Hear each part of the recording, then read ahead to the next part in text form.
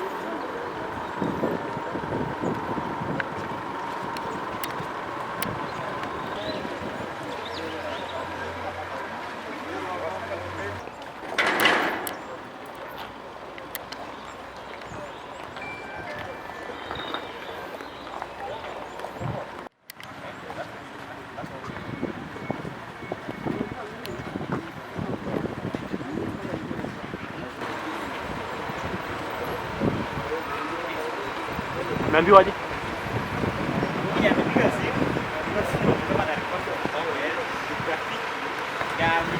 Sasa jaji ingi. Ameambiwaje? Ndio mnyama anaongea kwa simu amesema acha apige simu za Samuel aulize tena. Ndio huyu ni jaji bwana. Wakishampigia ndo apigie huyu ndio huyu akiambia huyu. Sasa ameambiwa so ngoja hapo. Unaenda wewe. Power. Wewe. Unajua jana nani alikuwa kwa preso?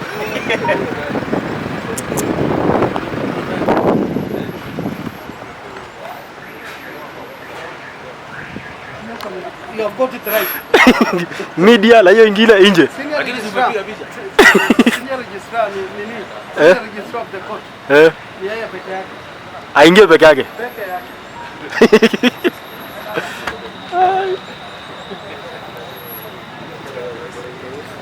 Lakini si tuliruhusu zaidi. Kwa nini? Fanya Vituko. The court needs to come and confirm what exactly is happening in what is happening at Nakuru War Memorial. So the deputy registrar has been sent with an order from the judge to come and confirm if indeed the county is interfering with the running of the hospital. We are here today even as the Law Society. We have found that indeed access to the hospital is being denied. The deputy registrar, with an order from the judge, has come, and you have seen she has been frozen at the gate. The deputy registrar has been denied access to the hospital. Apparently, there are some people in the county who feel they're even superior now than our judiciary. They feel they're superior than the orders given by the High Court. They're denying the deputy registrar access to ascertain what is happening. As a Law Society, we are greatly disturbed because this is a gross violation of human rights. There are patients in the ICU as we speak. A patient as we speak is in dire need of medical attention. Doctors cannot access the hospital. Yeah, the order says one of that. We even extracted the plaintiff and the defendant together with the DR. Yeah. We have expected it. Yeah. Haya. Akuja apate order.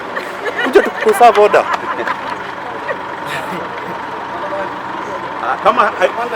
We need to also enter. Mimi nimekubaliwa yeye. But there is a court order.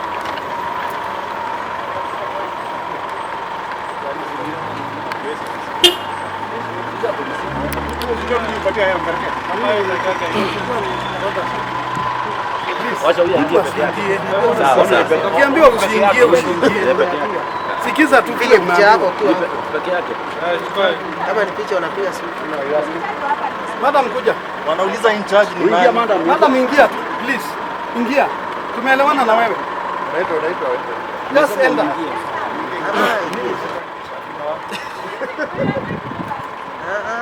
Please madam. Chief unaitwa na majesty tunasema wedi. Anakuita. You also respect authority. Anakuita. Wakili, don't instruct me. I'm not. Yes. She's the one calling you. That's Yeah. Aingie. Hali yake hajazuia. Wewe funga hiyo mlango. Wewe.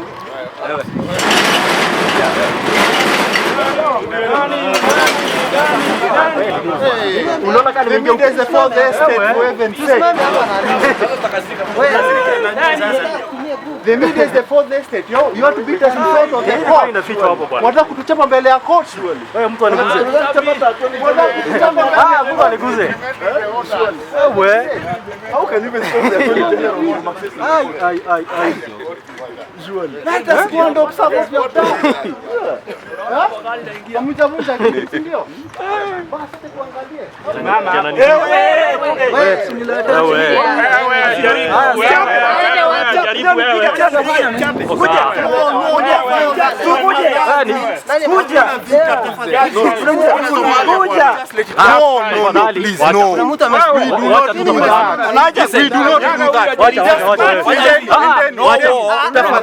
Wacha tu usiguze tu mtu tafadhali.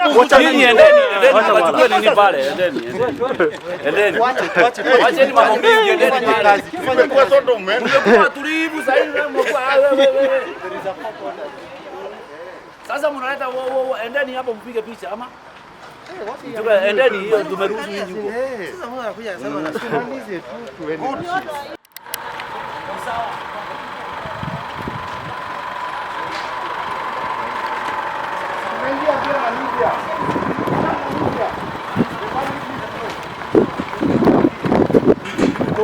The media who are going to get it. This is an hospital. Let me tell you, you're putting the county secretary in problem. The court has already ordered that these parties to come and ascertain what is happening. I have not reviewed. If you stop, as the media, you cannot stop the media. They have a right to cover. So you cannot stop them. Unless you're hiding something. Are you hiding something, sir? Unless you're hiding something, you need to enter with the media.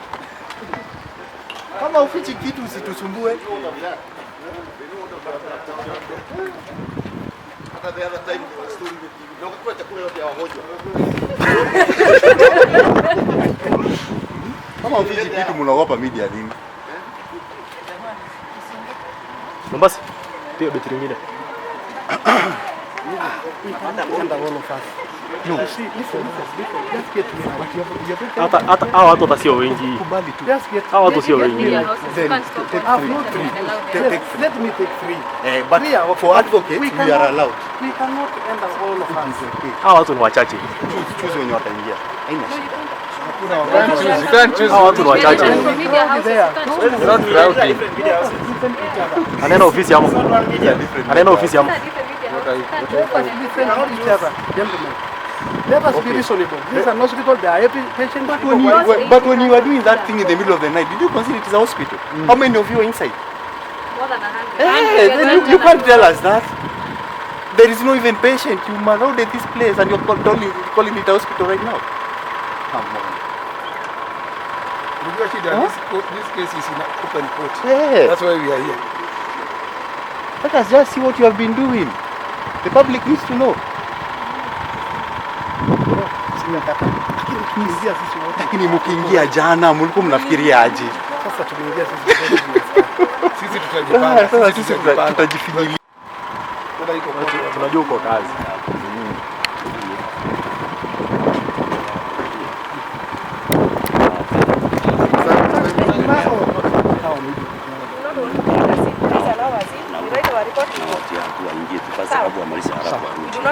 Madam, mnasema hivi. Naomba tu nisikize. Let them go in beats. Wakiingia safari moja wote si tutakuwa crowded. Can only implement what was said. If it is not possible, we just can't. Wacha waende ni hao tu na wakili na watu wa picha tu waende. Sisi tukae hapa. Maliza siku yao. Asante.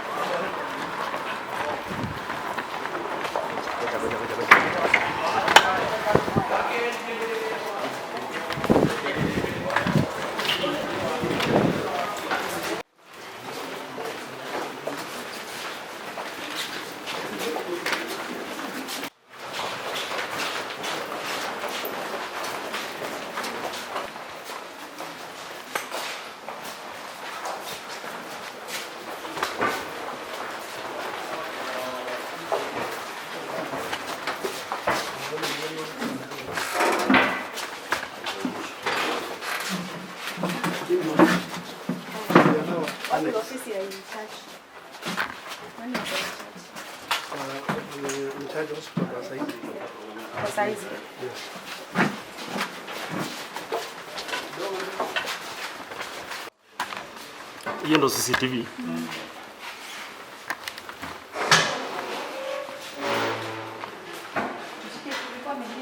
Pata balo.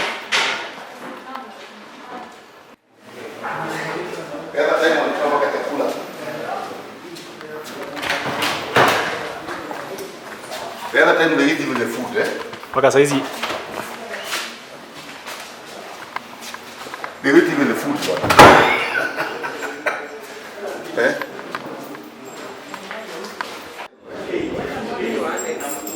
Annex, yeah.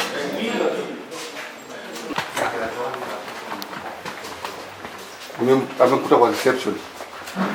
Uno Annex. No, no, shida. We just handle them. Yes. We are not like you are the bosses.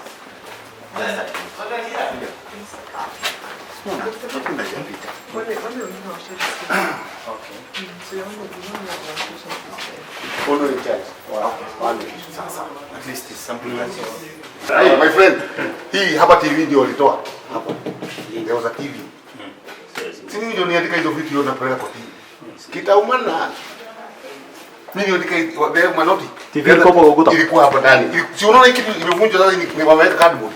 But is Hii ni CCTV. TV zilikuwa hapa. Yes, Na ile ni CCTV imekuwa bent ndio asionekane. Unaona ile juu? Yeah. Wamepindua juu. Isionekane. TV kwa hapa.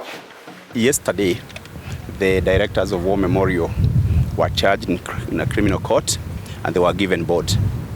And I think that must have irritated the government of Nakuru, because at night the staff started noticing some movement from 8 p.m. But at 3:30 a.m. the hospital was invaded. Patients, some of them were force-free discharged. The CCTV cameras were damaged and the staff were evicted. And the county purported to have taken control of the hospital. We had a civil case which was coming this morning, and when we appeared before Lady Justice Millicent Odieni, we informed her of the development. Unfortunately, counsel for the county government denied and said he had no information of such acts of hooliganism. The judge therefore directed that all advocates to come and meet and see the premises, accompanied by the deputy registrar of the court. When we came here, the advocates were first to arrive, and conveniently you have noted that the advocate for the county government did not show up, of course for obvious reasons. When he got here, we were denied access. When the deputy registrar came, again, she was denied access for over 20-25 minutes until consultations were made, I don't know where. That is when we were allowed to go and see. So we are now preparing to go to court to push for contempt, because we live in a country where there is law and order, and obedience of court orders is sacrosanct. There is nobody who is exempted. And you could see what is happening here, that even a judicial officer carrying a court order was being denied access. I think that is impunity of the highest order, and we must push. We shall not relent in ensuring that there is law and order in this country, even after we have made gains from our constitution. But people want to take us back to those dark days where law was disregarded and people used to behave the way they want. I am sure citizens of this country will not allow that to happen. And if the county government trusts in the judicial office, in the judicial system, then why did they take or instigate the directors to be charged in the court of law? And it is the same court which are issuing orders which they are blatantly disobeying, but at the same time they want justice from those courts. I think it's a total contradiction. So we are now headed back to court so that the deputy registrar can file her report. She has seen what is happening, and then we can take the case to the next level. What happened to the patients that were still admitted at the facility? There are few. They were, most of them were, I'm told, they were taken to the next hospital annex. That's where quite a number others were just discharged and released. And as you have seen, you have found some there being discharged. This is the reason doctors are not being given access, so nobody can treat them. So for that reason, the patients are being forced. I think what they want is to be inside, hoping that once they are inside, they'll never leave. I want to believe sooner or later, and very, very soon, they'll be out of this place.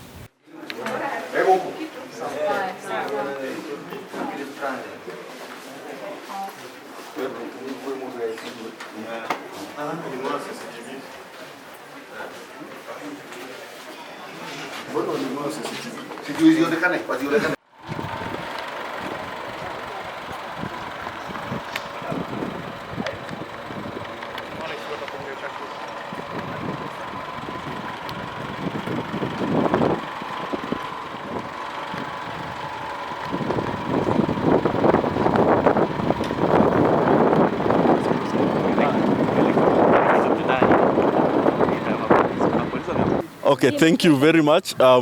We are here today again here at War Memorial Hospital, and we are still saddened by the turn of events. As you could see, yesterday some directors of this hospital were arraigned in court for purposes of taking plea. Today the civil case was coming up in court, and what has happened is that some officers of the county, through their instructions, they raided this hospital at night and ejected the staff of the hospital. This caused a lot of problem, especially for patients who have had to be transferred. And remember, some of these patients are people who are having critical illness. Some were in ICU. As we speak, I've just come from seeing a patient from ICU. We were trying to organize how an ambulance can be brought so that he can be transferred to another facility. You will note that this is even against the patient's will, because the patient willingly came to War Memorial Hospital to seek health services, but because of these wrangles, he has to be transferred to another hospital at another expense. I've just been talking to another person who has come to visit their loved one, their patient. They have found the patient has also been transferred. They don't know where the patient was, and he was also in ICU. I can tell you, as LSK, we are collecting evidence on possible violation on human rights, because the right to health care is a constitutional right, and it will not be violated by anyone. Not the county, not the hospital management, not anyone should violate the right to health care. And that is exactly what we are observing today. You saw an ugly scene here earlier when even a deputy registrar, who has been deputized by the High Court judge to come and ascertain what is happening in hospital, was denied access to hospital, and it had to take a lot of calls, a lot of consultation for her to come to be allowed to ascertain what is happening. That again is the height of impunity, because the judge had made very clear orders that pending the hearing and determination of the case, the hospital should be allowed to run. But officers from the county, and you can see enforcement officers are here, are blocking patients from accessing the hospital, and they are not allowing any form of services to be issued in this hospital. That is impunity, which as LSK we do not take lightly. It is something we intend to fight to the highest level, so that any person who serves in public gets to understand that our constitution has to be respected. It is very sad to see patients begging for services, yet they have already paid for those services. It's not like these patients are coming for free services. It's very sad coming at this time and age where we want to feel that we are enjoying constitutional freedoms. It is very hard to see what is happening. So we are waiting for the Deputy Registrar to give her observations to court. We don't want to state what her observations will be, because now that will be left for the judge to interpret and make further directions. But the Deputy Registrar has managed to come. She has made her observations. She'll do a report, and in the next 1 or so hours, that report should be before the judge, and the judge will make her determination or give further directions on this issue. Thank you. Is LSK going to take any steps after the report had come out? LSK? Yes, and that is why I'm here. As I mentioned, we are collecting evidence on possible violation on human rights. Once we gather who has violated the human rights, we will file a petition against such person, and the victims of such violations will have to be compensated.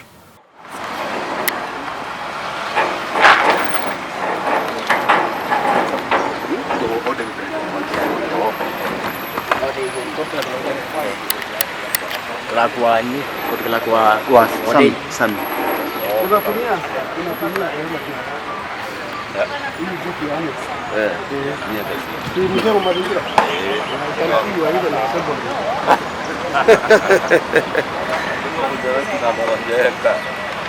Ayu sas. Kwa salama.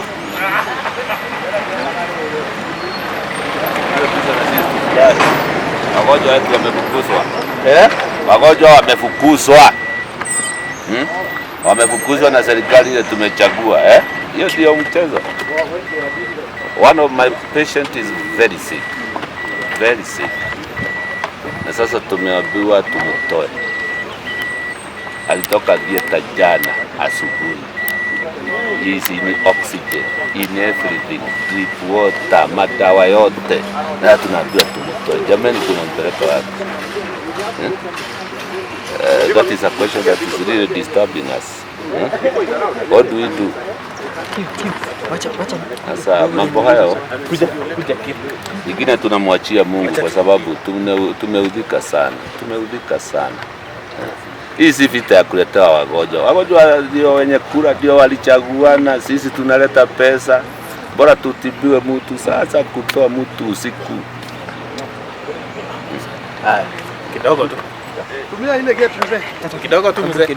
Ni sawa tu. Kidogo tu. Natakaje? Mwanachukua nyinyi wote. Nataka ueleze. Turudi nyuma kidogo.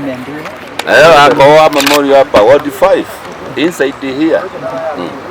Is David Kimani, the chairman of Maunaroko Nissan Sacco Kenya nzima.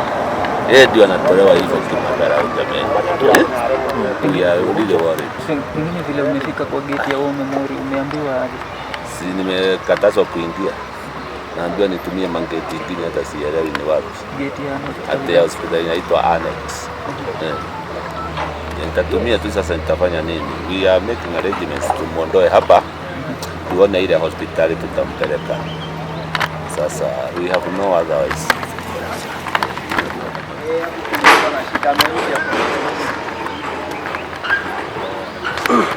Enda hapo master.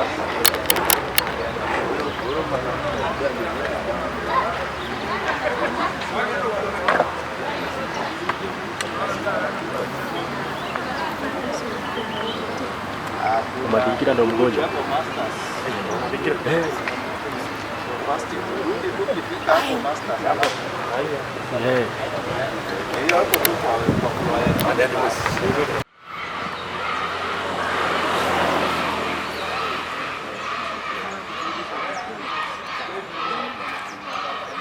Umerudi? Kwa nini? Next door. Poleni.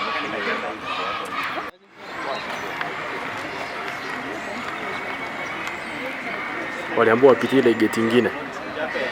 Ni kama wamefika wakakatazwa. Tena unajua sasa ni offer.